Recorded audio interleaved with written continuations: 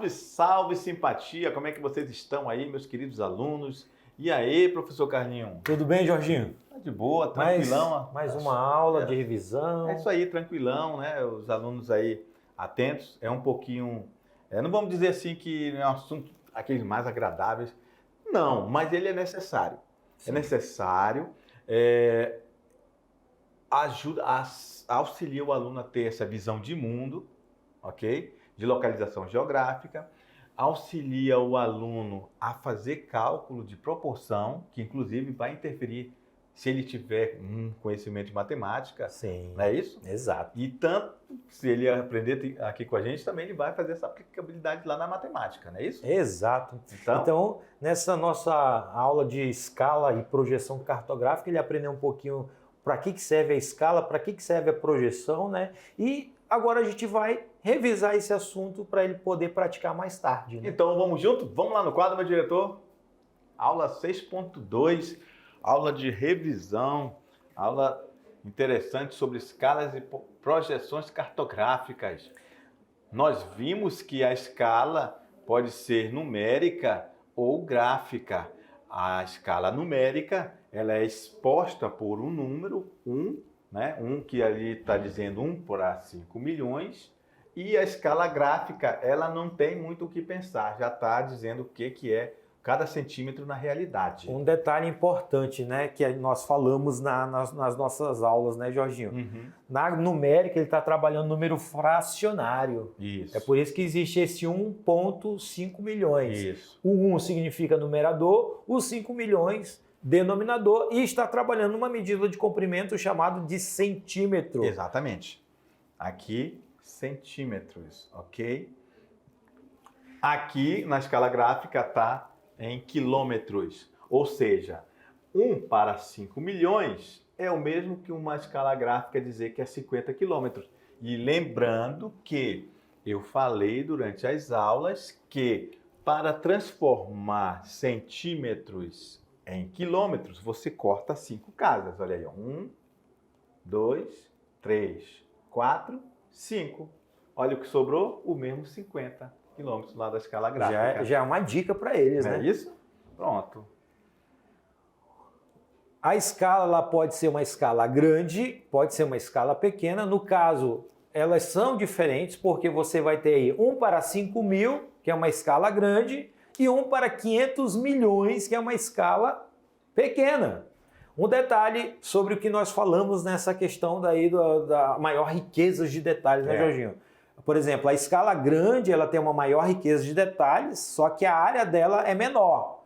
E porque ela está mais próximo, certo? Já na escala pequena, ela tem uma menor riqueza de detalhes, só que a área é maior, é expandida e uma menor proximidade. Então, essa é uma informação e que você deve anotar aí no seu caderno essa informação, porque ela é importante para você. Interessante. Isso aí, Carlinhos, vamos lá. Olha só, galera, o que a gente tem que entender de escala? Olha só, esse número aqui, 5 mil, ele é menor, muito menor do que 500 milhões, ok? É muito menor. Não confundir aqui. Esses números, 5 mil realmente é menor. E 5 mil não é grande diante de 500 milhões, não é isso? Ele é grande porque isso quer dizer, eu vou apagar aqui novamente, eu quero dizer que a escala é grande porque só diminuiu 5 mil vezes o mapa. Esse aqui, ó, a escala dele é pequena porque eu diminuí 500 milhões de vezes, transformei um espaço que é muito maior, eu diminuí ele muitas mais vezes do que esse aqui. Então esse aqui eu ainda consigo ver alguma coisa.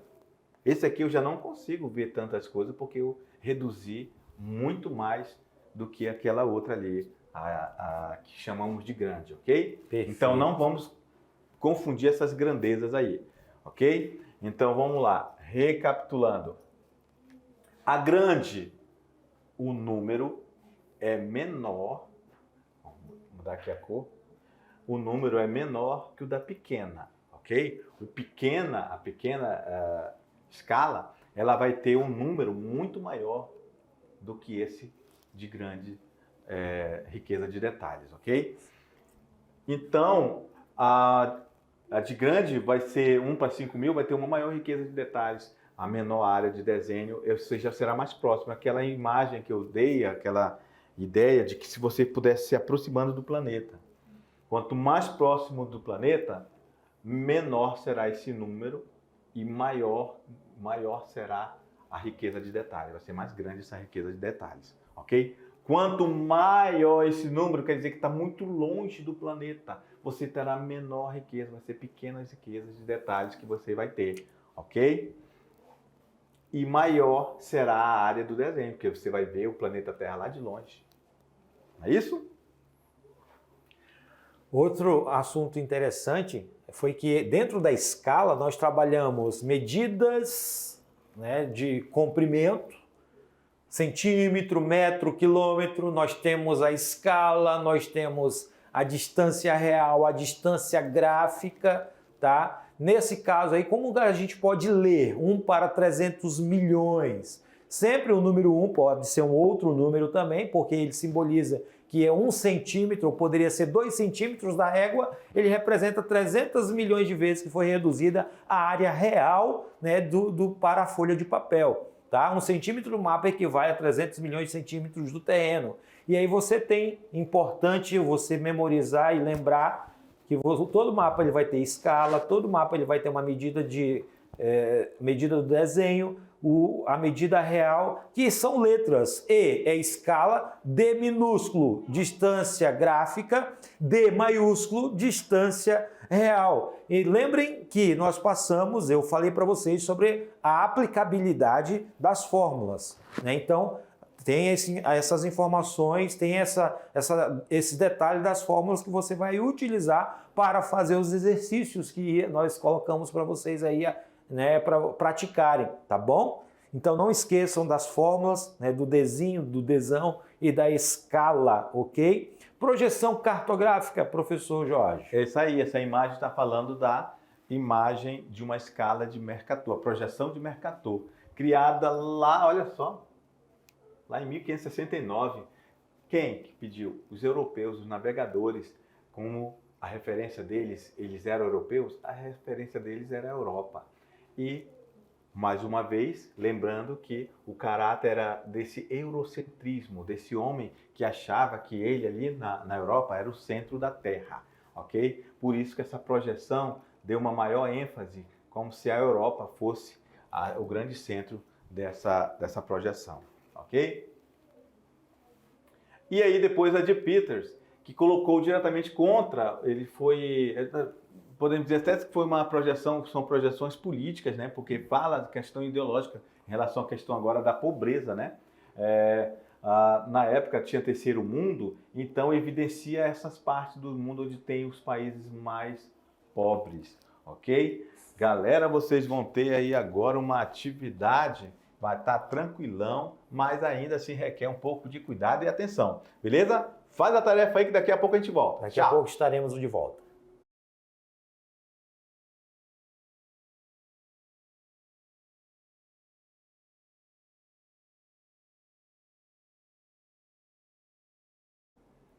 Salve, salve, galera! E aí, fizeram a atividade? E aí, professor, tranquilão? E aí, Jorginho, será que os nossos alunos conseguiram fazer essas nossas atividades? Olha só, mas uma coisa é certa. Esses alunos, agora a gente vai ver se eles estão também indo bem de matemática, né? Exatamente. E aí vai ser a prova dos 9. Né?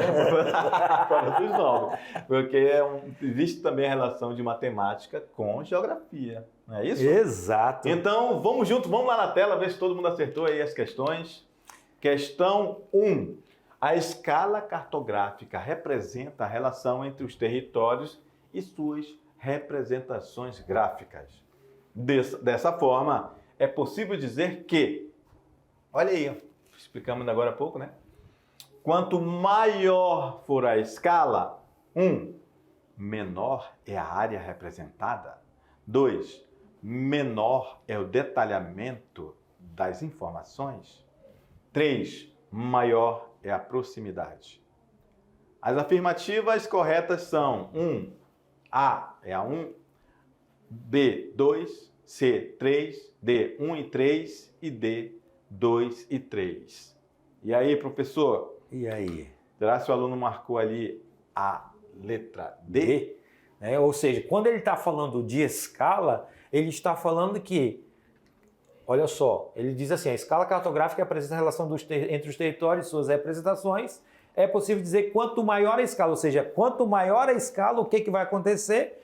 Vai ser menor a área representada e maior proximidade, ou seja, mais riquezas de detalhes. Então, isso é importante você memorizar, portanto, é a letra D. Vamos lá para a próxima questão?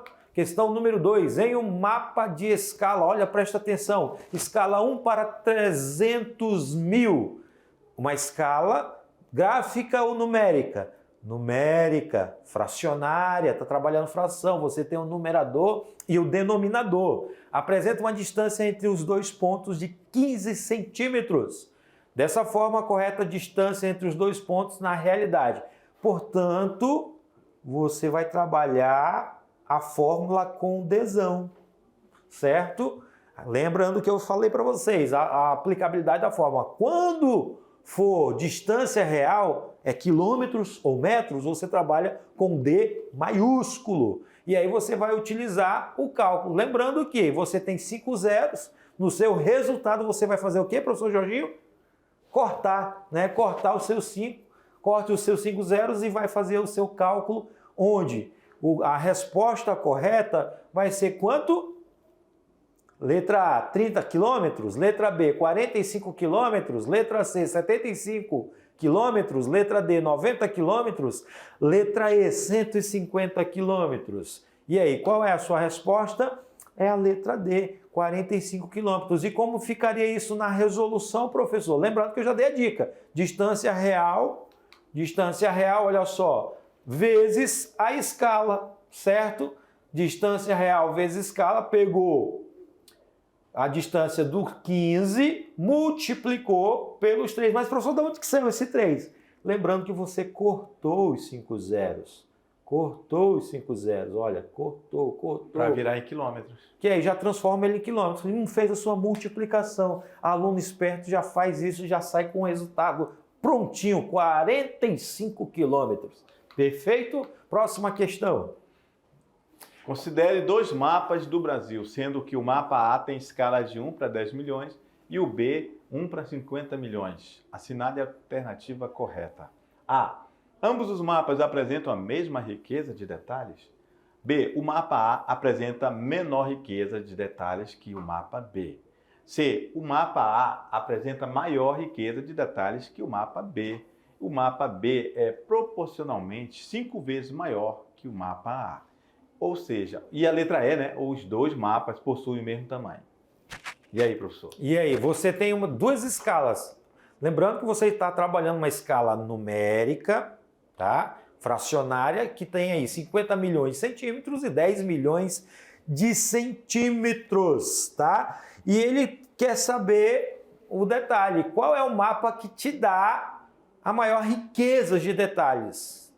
Será que é o mapa A? Será que é o mapa B? E aí ele te deu as alternativas. Aluno esperto marcou qual letra? Marcou a letra C. O mapa A apresenta maior riquezas. Por que ele apresenta maior riqueza? Apesar dele estarem nas mesmas medidas, que é centímetros, mas só que ele é 10 milhões e o outro é de 50 milhões, ou seja, ele é mais próximo, certo? Então, é a letra C. Próxima questão. Assinale a seguir a alternativa que melhor representa o conceito de escala cartográfica. Letra A. É a relação não proporcional entre o mapa e as suas variações gráficas. B. É a medida da área dos mapas e cartogramas em geral. C. Indica a proporção entre uma área da superfície e a sua representação em um mapa. D. Aponta a relação de equivalência entre as áreas de um mapa e suas projeções cartográficas. E letra E. Representa o conjunto de orientações cardeais em um mapa, cartograma ou planta. Aluno esperto que prestou atenção nas nossas aulas, né, Jorginho? sabe que o conceito de escala é a proporção de uma área da superfície para representar dentro de um mapa ou de uma folha de papel. Pega uma superfície real e diminui para transformá-la do tamanho de uma folha de papel. Próxima questão. Aí nós temos uma questão relacionada às projeções. Olha só, existem diferentes formas de representar a superfície da Terra. Os planisférios de Mercator e de Peters são atualmente os mais utilizados.